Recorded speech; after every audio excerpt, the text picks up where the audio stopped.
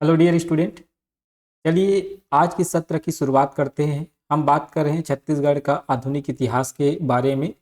हम हमारे YouTube channel के माध्यम से कंप्लीट छत्तीसगढ़ का आधुनिक इतिहास जो है पढ़ाई कर रहे हैं। हमने पार्ट 1, पार्ट 2, पार्ट 3 जो है आपके लिए अपलोड कर दिया है। आप उसे बहुत अच्छे से पसंद कर रहे हैं। उम्मीद करता हूँ इसी प्रकार जो है आगे का वीडियो आप पसंद करेंगे और अपना सपोर्ट बनाए रखेंगे। दोस्तों, अगर किसी भी चीज़ में अगर आपको डाउट होता है तो बिल्कुल आप कमेंट करके उसका आंसर पूछ सकते हैं। हमारे टेलीग्राम चैनल से आप जुड़ सकते हैं। आपको एमसीक्यू जो मैं कराता हूँ उसका पीडीएफ जो है टेलीग्राम में एमसीक्यू कराने से पहले डाल दिया जाता है, ताकि आप उसका आंसर जो है हमारे यूट्यूब में आकर देख सके। ये हमारा आज चौथा क्लास है। ये जो है हमारा थ्योरी क्लास चल रहा है आधुनिक इतिहास का। कल हमने क्या पढ़ा उसको एक क्विक रिवीजन के तौर पर देखते हैं। उसके बाद आगे का जो क्लास है हम कंटिन्यू करेंगे। मैं हूं तुकेश कुमार वर्मा और आप मेरे साथ देख रहे हैं मेरा अपना YouTube channel CG Vyapam aspirant. ठीक है, तो चलिए कल क्या पढ़े थे उसको हम एक क्विक क्विक नज़र मारते हैं, है ना, क्विक रिवीजन करते हैं, ताकि आप जो है उसको रिकॉल कर पाए और आगे की जो क्लासेस है ना, जो कहानी है उसको आप उसमें कंटिन्यू बना रहे, आपका फ्लो एक बन जाए। ठीक है, तो चलिए कल हमने बात किया था सबसे पहले बिलासपुर जिला राजनीतिक परिषद के बारे में, जिसके बारे में आपको बताया था बिलासपुर में कैसे जो है सम्मेलन होता है और कौन कौन उसमें गिरफ्तार होते हैं, कौन कौन भाषण देते हैं उसके बारे में। उसके बाद हमने जो है पंडित माखनलाल चतुर्वेदी जी की गिरफ्तारी के बारे में देखा। उसके बाद पंडित माखनलाल चतुर्वेदी जी ने जो है बिलासपुर में जेल में रहते हुए जो है कैसे पुष्प की अभिलाषा नामक जो कविता है, प्रसिद्ध कविता, उसका जो है उन्होंने लेखन किया, उसके बारे में हमने जाना। उसके बाद हम बात किए रतनपुर परगना कांग्रेस सम्मेलन के बारे में। फिर हमने बात किया नगरी सिहावा का जो जंगल सत्याग्रह होता था, ठीक है, उसके बारे में बात किया। ठीक, उसके बाद हमने जो है जाना कि झंडा सत्याग्रह के बारे में, ठीक है, कि नागपुर में जो झंडा सत्याग्रह हुआ था, ठीक, उसमें हमारे छत्तीसगढ़ से कौन उसका जो है जिम्मा संभाल रहे थे। ठीक है, जो कार्य जो है ठाकुर प्यारेलाल सिंह को सौंपा गया था, ठीक है, कि यहाँ से जो सत्याग्रही है वो भेजा जाए। इसके बारे में बहुत हमने विस्तार पूर्वक जाना। उसके बाद हमने बात किया था रायपुर जिला काउंसिल द्वारा राष्ट्रीय जागरण के बारे में, कैसे पंडित रविशंकर शुक्ला जी द्वारा को इनके अध्यक्ष बना दिए जाते हैं। और उसके बाद जो है राष्ट्रीय जागरण, राष्ट्रीय चेतना वो उत्पन्न करते हैं लोगों के मन में, ठीक है, इस काउंसिल के द्वारा। फिर ये काउंसिल जो है 3 वर्षों के लिए बंद कर दिया जाता है। उसके बाद हमने बात किया था छत्तीसगढ़ में सविनय अवज्ञा आंदोलन तथा अन्य राजनीतिक गतिविधियों के बारे में, जिसके तहत जो है बहुत सारी गतिविधियां हुई, जिसमें प्रतिज्ञा दिवस का आयोजन किया गया था 26 जनवरी 1930 को। उसके बाद बिलासपुर नगर पालिका की बैठक पर प्रस्ताव हुआ 27 जनवरी 1930 को। उसके बाद ना कर न दो और पट्टा मत लो आंदोलन चला, उसको भी हमने अच्छे से जाना। उसके बाद हमने बात किया था सविनय अवज्ञा आंदोलन का शुभारंभ होता है, ठीक है, तो उसमें कांग्रेस कार्य समिति की बैठक जो है आयोजित होती है 14 फरवरी 1930 से लेकर 16 फरवरी 1930 तक, बहुत अच्छे से हमने जाना। ठीक है, उसके बाद जो है बिलासपुर जिले में जो है सविनय अवज्ञा आंदोलन चलता है। हर एक जिले में जो है सविनय अवज्ञा आंदोलन जो है प्रारंभ हुआ था, जिसके तहत रायपुर, रायपुर के बाद बिलासपुर, उसके बाद जो है ये धमतरी तहसील में जो है सविनय अवज्ञा आंदोलन हुआ। उसके बाद गट्टा सिल्ली का जंगल सत्याग्रह हुआ था, आप जानते हैं। दोस्तों, अगर आपने जो है मेरा वीडियो 3 जिसके बारे में हमने अभी क्विक रिवीजन किया, अगर उसको बहुत अच्छे से देखे होंगे, अच्छे से पढ़े होंगे, ध्यानपूर्वक अगर पढ़े होंगे, तो मैं उम्मीद करता हूं इस प्रश्न का आंसर आप जरूर देंगे। मुझे आप बताएंगे कमेंट करके दोस्तों कि इसका सही आंसर क्या है। अगर जो बच्चा वाकई में वीडियो देखता है, वाकई में तैयारी करना चाहता है व्यापम या पीएससी का, दोस्तों मैं अपने 5 साल के अनुभव से आपको बता रहा हूँ। ठीक है, मैं पीपीटी में थ्योरी पूरा लिखने के पीछे ये कारण है, क्योंकि अगर मैं आपको केवल फैक्ट लिखूंगा, फिर बहुत सारे बच्चे ऐसे होते हैं जो स्क्रीनशॉट करना चाहते हैं। तो मैं चाहता हूं कि आप स्क्रीनशॉट करें, उसको नोट डाउन करें कॉपी में, जो येलो मार्क किए हूं उसको नोट डाउन करना है, बाकी चीज़ों को कहानी के रूप में समझना है। ठीक है, तो मैं ये जो है पूरा लिखने का काम करता हूँ, क्योंकि आजकल गूगल ट्रांसलेट के माध्यम से इसको मैं जो है लिख देता हूँ, ताकि आपको पढ़ाते अच्छे से बन सके। अगर मेरे पास बोर्ड रहता, आगे सामने मैं विजिबल होकर पढ़ाता, तो डेफिनेटली मैं जो है उन्हीं फैक्ट को ही लिखता, बाकी चीज़ों को अपने कहानी के माध्यम से बताता। लेकिन आप मेरा फेस नहीं देख पा रहे हैं, मेरे समझाने का तरीका नहीं देख पा रहे हैं, तो मेरा कोशिश है कि सभी चीज़ को उसमें लिख दूं और बहुत अच्छे से आप समझ सके उसको। ठीक है, तो उम्मीद करता हूँ इस क्वेश्चन का आंसर जो है आप मुझे कमेंट करके अवश्य देंगे और इसका सही आंसर बताएंगे, पूरा विस्तार पूर्वक जो है आप लिख कर बताएंगे, क्योंकि लिखा हुआ चीज़ आपको जल्दी मेमोराइज होता है। ठीक है, तो इस का आंसर क्वेश्चन नंबर 19 है। सविनय अवज्ञा आंदोलन प्रारंभ होने पर सरकार ने रायपुर जिला काउंसिल को कब भंग कर दिया गया था? अगर वाकई में आप अच्छा पढ़ने वाले हैं, वाकई में तैयारी करने वाले हैं, तो बिल्कुल इसका आंसर आप जो है कमेंट करेंगे। चलिए आगे की क्लास स्टार्ट करते हैं। गट्टा सिल्ली जंगल सत्याग्रह के बाद जो है हम रुद्री जंगल सत्याग्रह देखते हैं। तो 22 अगस्त 1930 ईस्वी को लगभग 1300 सत्याग्रहियों ने रुद्री जंगल कानून तोड़ने की योजना बनाते हैं। ठीक है, फिर धमतरी तहसील के रुद्री गांव के पास है ना, जो नवा गांव वन विभाग द्वारा जो सुरक्षित जो जगह होता है, जो जंगल होता है, वहां घास काटकर कानून तोड़ने का ये लोग निश्चय करते हैं। ठीक है, एक योजना बनाते हैं कि भाई हम जाएंगे, जो नवा गांव वन विभाग द्वारा जो सुरक्षित घास है उसको तोड़कर जो है हम इस कानून का उल्लंघन करेंगे। योजना के क्रियान्वयन के लिए जो है 5 सत्याग्रहियों का जत्था बनाया जाता है, ग्रुप बनाया जाता है, जिसमें पंडित नारायण राव मेघावाले ने जो है, ठीक है, वो सभी ग्रुप का देखरेख करते हैं। तो पंडित नारायण राव मेघावाले घोषणा करते हैं कि 22 अगस्त 1930 को नथुजी जगताप सत्याग्रह के लिए प्रथम जत्थे का क्या करेंगे, नेतृत्व करेंगे। लेकिन ऐसा नहीं होता। 22 अगस्त को जो है 1930 को 22 अगस्त 1930 को सूर्योदय होने से पहले, सूर्योदय होने से पहले जो है इनको गिरफ्तार कर लिया जाता है। ठीक है, पूर्व ही जो है गिरफ्तार कर लिया जाता है। फिर जो नथुजी जगताप की गिरफ्तार के बाद जो है बाबू छोटेलाल श्रीवास्तव जी है रुद्री जंगल सत्याग्रह का प्रथम जत्थे का जो है मोर्चा संभालते हैं। इसके बाद अन्य जो नेता है उनको गिरफ्तार किया जाता है। ठीक है, क्षेत्रीय नेताओं ने सत्याग्रह जो है करने की फिर ठान रखी थी, फिर भी ये सत्याग्रह होता है। ठीक है, सरकार द्वारा जो है नवागांव क्षेत्र में धारा 144 लगा दी जाती है। उसके बाद सरकार के दमन के पश्चात भी 9 सितंबर 1930 को जो है 10 से 12 हजार सत्याग्रही जो है रुद्री जंगल सत्याग्रह पहुंचते हैं और कानून का उल्लंघन करते है ना। उसके बाद ये तैयारी में जुटे रहते हैं और पूरा भरसक प्रयास करते हैं जो ब्रिटिशर्स होते हैं कि इनको किसी भी तरह हटाया जाए, इनके ऊपर लाठीचार्ज किया जाता है। ठीक है, लेकिन जो सत्याग्रही है, जो कानून तोड़ने का निश्चय कर लिए थे, वो भी बहुत जिद्दी थे, अड़े हुए थे अपने मार्ग में, उनका हौसला भी बुलंद था। उनको जो ब्रिटिशर्स है वो पस्त नहीं कर पाए। ठीक है, और वो जो है आंदोलन को, इस आंदोलन को गांधी इरविन समझौता 5 मार्च 1931 तक जो है होता है, जो गांधी इरविन समझौता होता है 5 मार्च 1931 तक, तब तक ही जो आंदोलन है चलता है। ठीक है, इस आंदोलन में छोटेलाल श्रीवास्तव, नारायण राव, नथुजी जगताप को जो है गिरफ्तार कर लिए जाते हैं। इनकी गिरफ्तारी 1 वर्ष के लिए होता है और उनको कारावास में डाल दिए जाते हैं।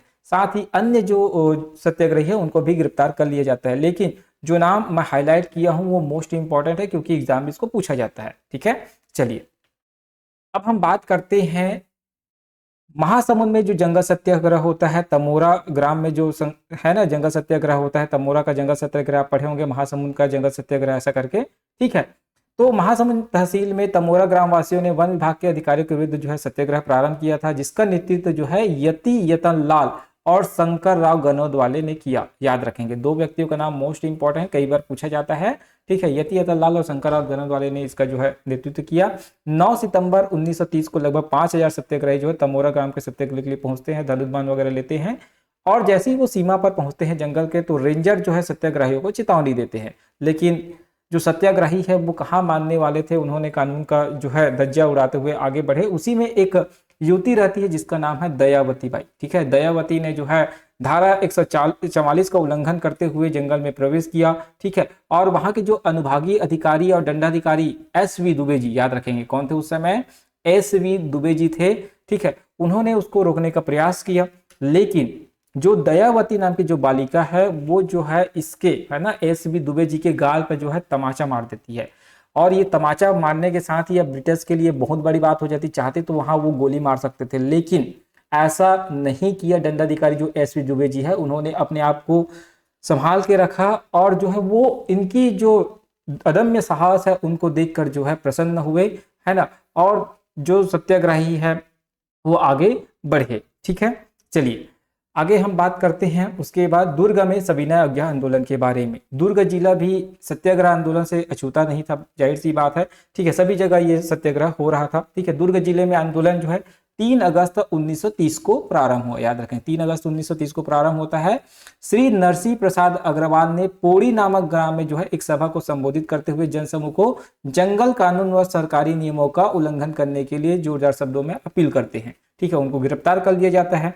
उसके बाद होता है गांधी इरविन समझौता, ठीक है, 5 मार्च 1931 को ये होता है, जिसमें महात्मा गांधी और भारत के वायसराय लॉर्ड इरविन के बीच एक समझौता होता है, जिसमें जो है भारत के लोगों की बात मानने की बात कही जाती है, ठीक है। उसके बाद जो है सविनय आंदोलन जो है स्थगित करने की भी बात कही जाती है। गांधी जी तो ये बात मान लेते हैं, लेकिन जो भारत सरकार है, बोल सकते हैं जो वायसराय जो लॉर्ड इरविन है, वो इनकी बातों को नहीं मानते।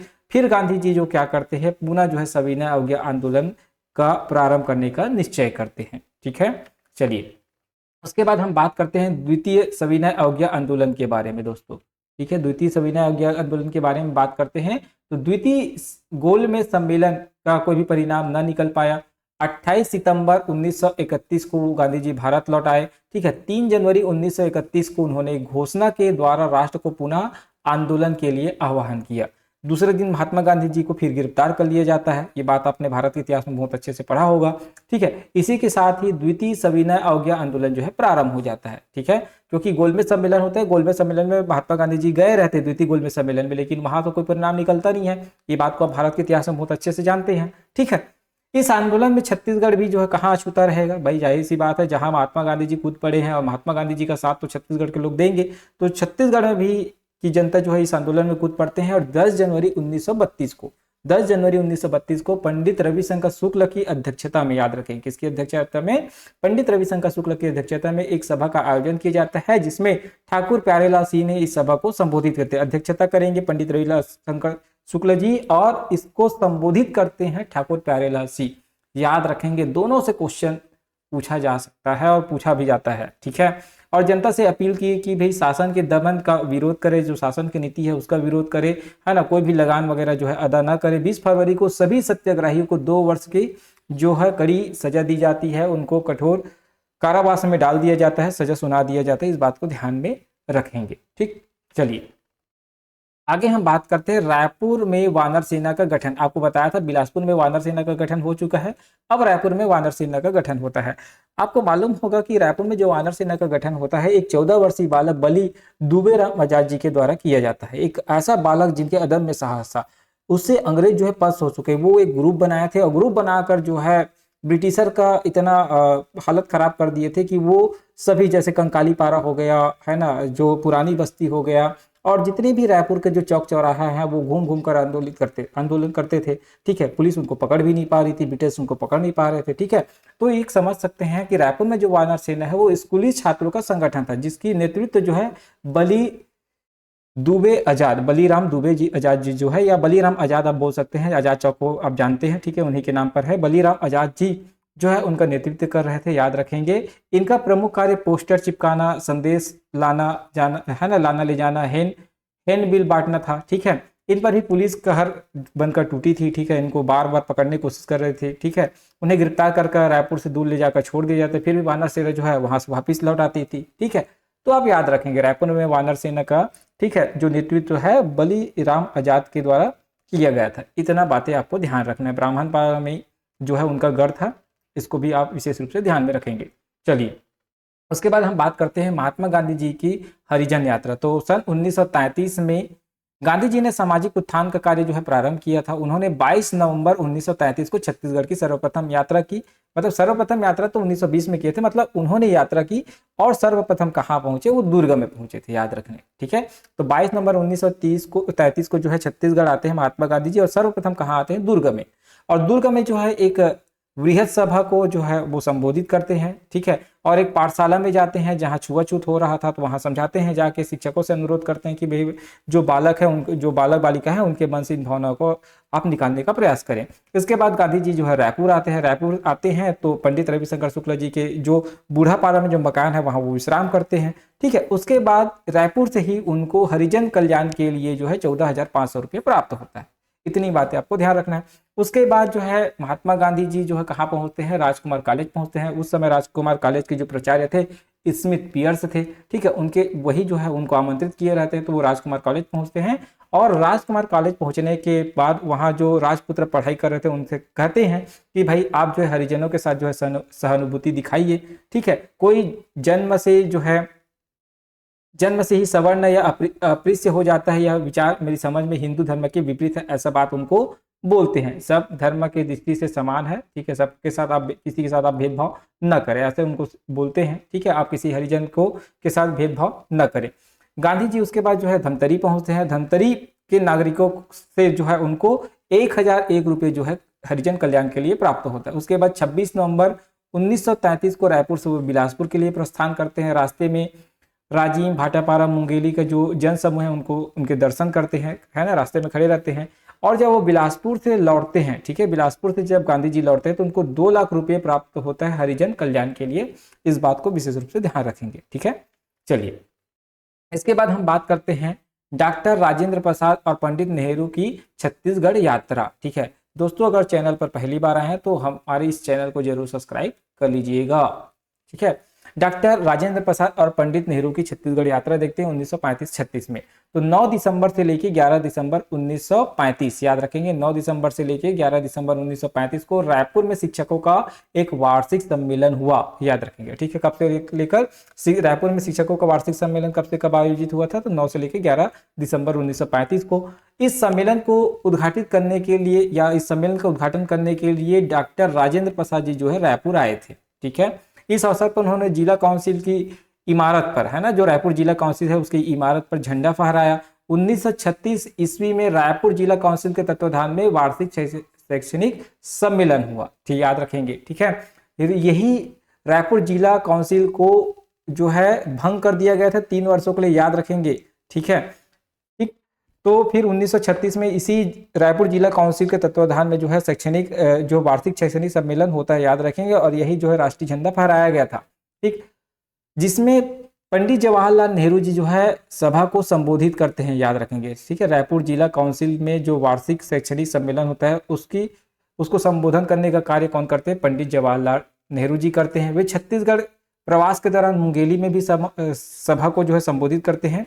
उनकी इस यात्रा से राजनीतिक जागरण और आंदोलन जो है प्रोत्साहन मिलता है। उसके बाद हम बात करते हैं नर्मदा, है ना, या खैरा में सभा का आयोजन, ठीक है। ये इसको आप नहीं पढ़े होंगे, याद है ना, तो इसको विशेष रूप से ध्यान रखेंगे क्योंकि एग्जाम में यहाँ से क्वेश्चन बनने के चांसेस है। तो नर्मदा या खैरा में सभा का आयोजन 13 फरवरी 1939 को, याद रखेंगे, 13 फरवरी 1939 को नर्मदा खैरा में हर्षुल मिश्र की अध्यक्षता में, है ना, हर्षुल विपुल मिश्र की अध्यक्षता में एक आम सभा जो है आयोजित की जाती है, ठीक है, जिसमें जनता से लगान अदा न करने व आंदोलन में सक्रिय भूमिका निभाने पर बल दिया जाता है, याद रखेंगे। सरकार द्वारा इस बात को पता चल जाता है कि भाई ऐसा यहाँ जो है सभा आयोजन किया गया था, तो ये बात जो है सरकार को पता चल जाती है और इस आंदोलन को दबाने के लिए जो है भरसक प्रयास करते हैं और सिख रेजिमेंट की 200 सैनिक टुकड़ी छुई खदान में तैनात की जाती है और 144, है ना, जो पूरी रियासत है उसमें धारा 144 लागू कर दी जाती है। लेकिन जो सत्याग्रही है वो कहाँ मानने वाले थे? 144 का धारा 144 का उल्लंघन करते हुए कर देते हैं और उनको क्या है गिरफ्तार किए जाते हैं, ठीक है। और अंत में ठाकुर प्यारेलाल सिंह ने जो है पॉलिटिकल एजेंट से समझौता किया, लेकिन इस समझौता के बाद भी कोई भी जो है नतीजा निकल कर नहीं आता, जैसी स्थिति वैसी स्थिति बना रहता है और ये आंदोलन चलता रहा। 1939 को महात्मा गांधी जी के कहने पर जो है इस आंदोलन को स्थगित कर दिया जाता है, ठीक है। चलिए आगे हम बात करते हैं अब छत्तीसगढ़ में व्यक्तिगत सत्याग्रह, individual satyagraha movement in Chhattisgarh, ठीक है, जो व्यक्तिगत सत्याग्रह है आंदोलन है उसके बारे में बात करते हैं।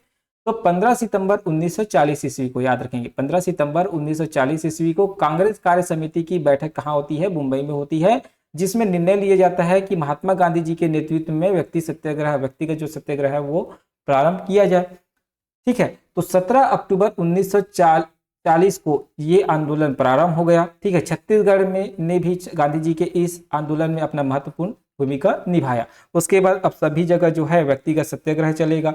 तो बिलासपुर और रायपुर में व्यक्तिगत सत्याग्रह आंदोलन को देखते हैं, ठीक है। बिलासपुर और रायपुर में भी सैकड़ों लोगों ने व्यक्तिगत सत्याग्रह जो आंदोलन में भाग लिया।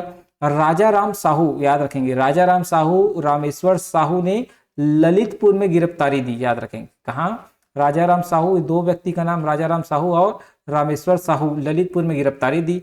इसी प्रकार पंडित रविशंकर शुक्ल ने रायपुर के निकट माना में जो है आंदोलन प्रारंभ किया और उनको भी गिरफ्तार कर लिया गया सब, और इसके साथ ही 100 व्यक्तियों को नजरबंद किया गया और 700 लोगों को जो है इसमें दंडित किया गया था, याद रखेंगे, ठीक है।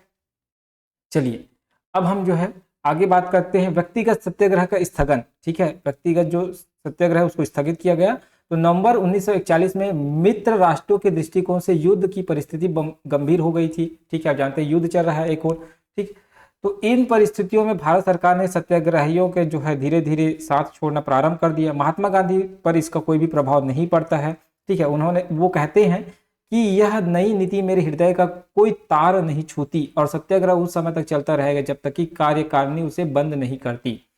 30 दिसंबर 1941 को याद रखेंगे, 30 दिसंबर 1941 को बारदोली प्रस्ताव द्वारा सत्याग्रह जो है आंदोलन जो है स्थगित कर दिया जाता है। बारदोली प्रस्ताव द्वारा याद रखेंगे। ठीक है, सत्याग्रह आंदोलन की घोषणा के साथ है ना, सत्याग्रह आंदोलन स्थगन की घोषणा के साथ ही छत्तीसगढ़ की जनता जो है इसको भी स्थगित कर देती। छत्तीसगढ़ में जो है सत्याग्रह आंदोलन जो है स्थगित हो जाता है। अब हम बात करते हैं रायपुर षड्यंत्र केस के बारे में। मोस्ट इंपॉर्टेंट है, मोस्ट इंपॉर्टेंट। ठीक है, इसको जानना।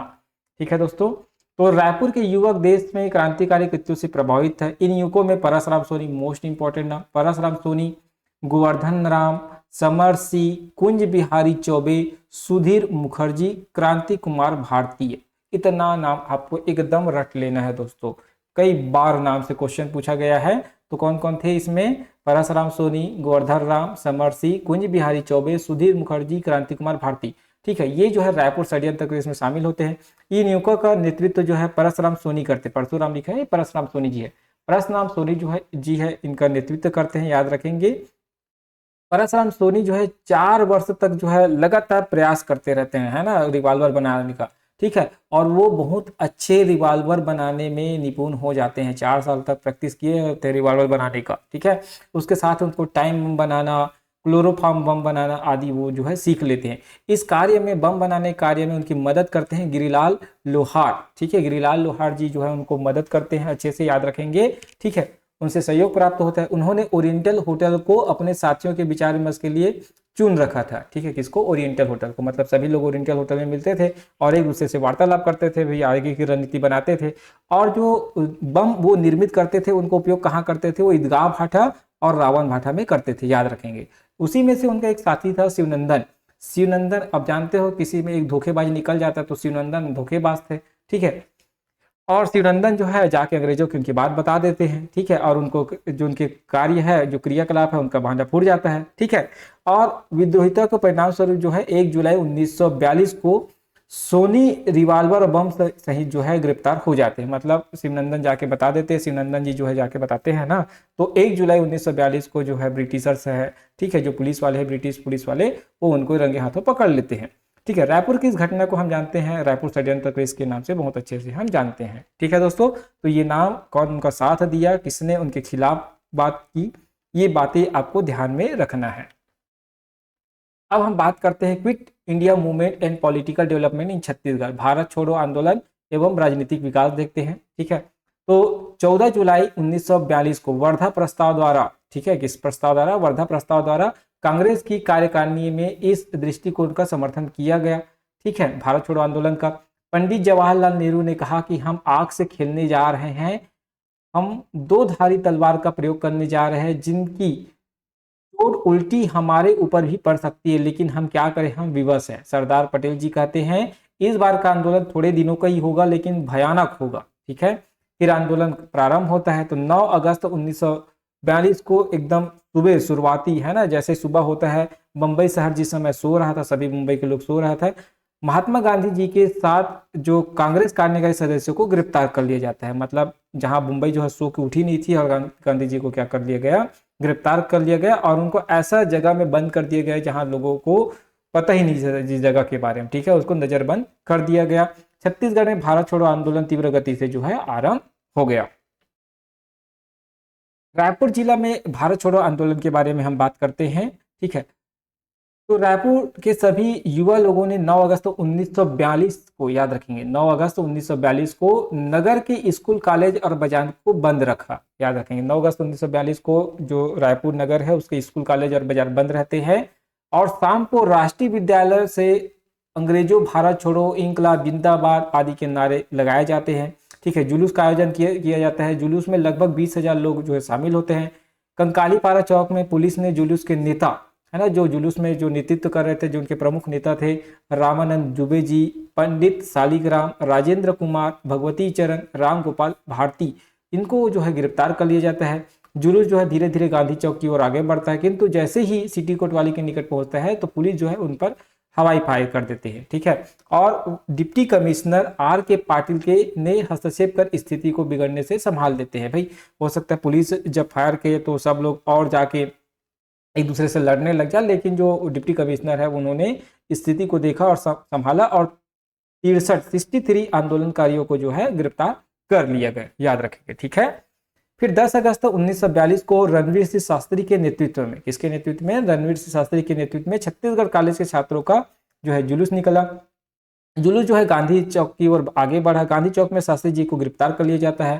फिर 11 अगस्त 1942 को रेलवे स्टेशन से ग्वालदास डागा, मनोहर लाल श्रीवास्तव को गिरफ्तार किया जाता है।